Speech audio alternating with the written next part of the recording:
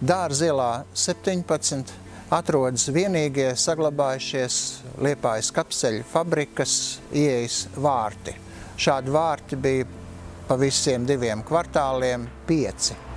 Stāstot par Liepājas kapseļu fabriku, man vajadzētu parādīties ar šo kapseļu fabrikas vienu no produkcijas paraugiem rokā un tērptam Ziemassvētku vecīša halātā ar ūķa cepuri galvā un šampaniešu pudeli labajā rokā. Liepājas kapseļu fabrika dibināta 1890. gadā, ziedu laikus piedzīvoja līdz 1905. gadam, un tās galvenā produkcija bija šampaniešu pudeļu korķi, šampaniešu pudeļu iesaiņojums.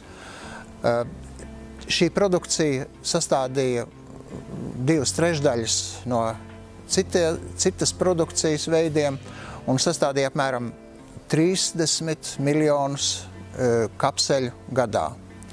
Te darbojās arī neliela nodaļa, kur ražoja alvas zaldātiņus, ražoja un apgleznoja viņus, dažādas iesaiņojumu, apdrukas nodaļa, šeit bija sīka bižutērija, Ziemassvētku eglīšu rotājumi un Ziemassvētku eglīšu svečturīši tika izlaisti.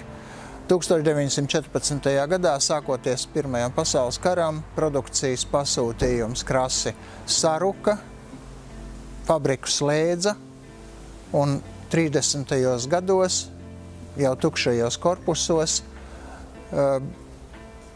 plosījās postošs ugunsgrēks un fabriku iznīcināja.